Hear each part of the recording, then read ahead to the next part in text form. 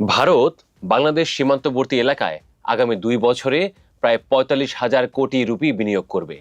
কেন? নিজের রেল অবকাঠামো উন্নয়নের জন্য। শুধু বাংলাদেশ না, পাকিস্তান ও চীনের সীমান্তের ক্ষেত্রেও একই প্ল্যান করছে ভারত।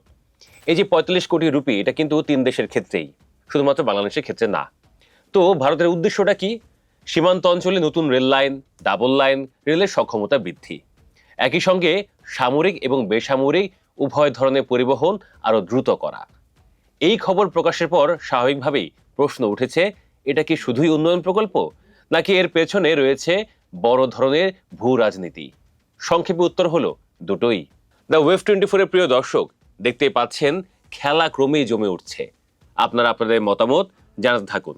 একসময় বাংলাদেশ ও ভারতের মধ্যে নিরাপত্তা সহযোগিতা ছিল তুলনামূলক ঘনিষ্ঠ, কিন্তু সাম্প্রতিক সময়ে ঢাকা চীন সম্পর্ক আরো দৃশ্যমান হয়েছে।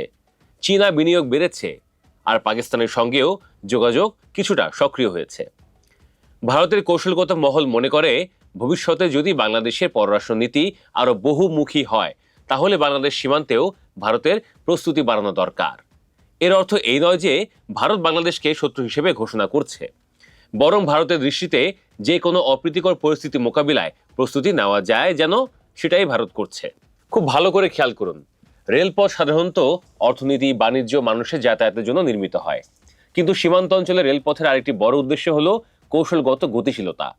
ভারতের উত্তর ও উত্তর পূর্বাঞ্চলে বহু সীমান্ত এলাকায় অতীতের রেল সংযোগ দুর্বল ছিল। সাম্প্রতিক বছরগুলোতে ভারত সেখানে রাস্তা, সেতু, টানেল, বিমান ঘাঁটি এবং রেল লাইন সবকিছু একসঙ্গে উন্নত করছে।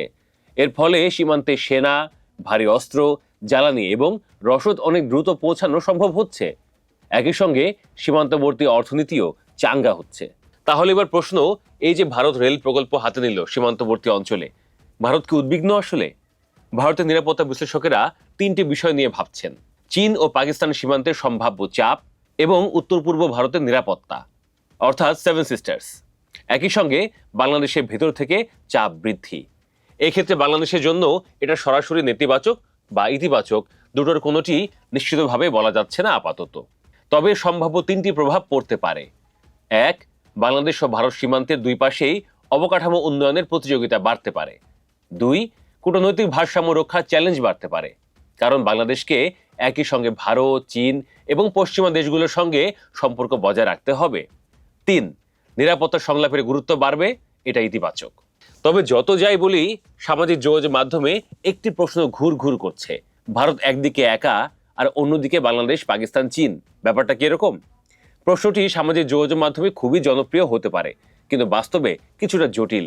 বাস্তবে বাংলাদেশ, চীন ও পাকিস্তান কোনো সামরিক জোট নয়। চীন ও পাকিস্তানের মধ্যে অবশ্যই ঘনিষ্ঠ কৌশলগত সম্পর্ক রয়েছে। বাংলাদেশের সঙ্গে চীনের অর্থনৈতিক সম্পর্ক শক্তিশালী। বাংলাদেশ ও পাকিস্তানের সম্পর্ক কিছুটা উষ্ণ হচ্ছে, কিন্তু এই 3 দেশকে একক সামরিক বা রাজনৈতিক শক্তি বলা এখনো বাস্তবতার সঙ্গে পুরোপুরি মিলছে না, মেলেও না। বাংলাদেশ এখনো ভারত, চীন, যুক্তরাষ্ট্র, জাপান, ইউরোপ সবার সঙ্গে সম্পর্ক বজায় রাখার নীতি অনুসরণ করে। তবে এটা সত্য, ভূরাজনৈতিক বাস্তবতা এড়িয়ে যাওয়া সম্ভব না। চীনের ক্ষেত্রে ব্যাপারটা এরকম যে 2020 সালের লাদাখ সংঘর্ষের পর ভারত উপলব্ধি করেছে যে সীমান্তে শুধু সেনা থাকলেই হবে না, দ্রুত লজিস্টিক সরবরাহের ব্যবস্থাও থাকতে হবে। চীন বহু বছর ধরে তিব্বত পর্যন্ত দ্রুত গতির সড়ক ও রেল নেটওয়ার্ক গড়ে তুলেছে। ভারত এখন সেই ব্যবধান কমানোর চেষ্টা করছে। কাজেই ভারতের এই রেল প্ল্যান এক ধরনের পাল্টা কৌশলগত অবকাঠামো। এই ক্ষেত্রে চীন সম্ভবত প্রকাশ্যে ভারতের এই প্রকল্পের তীব্র সমালোচনা করবে না, তবে তারা নিজেদের সীমান্ত অবকাঠামো উন্নয়ন আরো জোরদার করতে পারে। একই সঙ্গে বাংলাদেশ, নেপাল, মিয়ানমার ও পাকিস্তানে অর্থনৈতিক বিনিয়োগ বাড়িয়ে আঞ্চলিক প্রভাব ধরে রাখার চেষ্টা করবে চীন। পাকিস্তানের ক্ষেত্রে কি হিসাব? পাকিস্তানের সঙ্গে ভারতের দীর্ঘদিনের নিরাপত্তা উদ্বেগ রয়েছে। রেলপথ উন্নত হলে বড় আকারে সেনা ও সামরিক সরঞ্জাম দ্রুত সরিয়ে নেওয়া সহজ হবে। যুদ্ধ হোক কিংবা সীমান্ত উত্তেজনা, লজিস্টিক সুবিধা অনেক বাড়বে। এতে ভবিষ্যতে কি হতে পারে? ভারত তার সীমান্তে রেল নেটওয়ার্কের গতি বাড়াবে। চীনও পাল্টা অবকাঠামো উন্নয়ন অব্যাহত রাখবে। পাকিস্তান এরকমই কিছু একটা করলেও করতে পারে। ফলে দক্ষিণ এশিয়ায় অবকাঠামো নির্মাণ প্রতিযোগিতা আরো তীব্র হবে। তাদের এই প্রতিযোগিতা বাংলাদেশের জন্য আশীর্বাদ হতে পারে। বাংলাদেশ সব পক্ষের সঙ্গে সম্পর্ক রেখে ভারসাম্যপূর্ণ পররাষ্ট্র নীতি চালিয়ে যেতে পারে। এটা বাংলাদেশের জন্যই লাভজনক হতে পারে।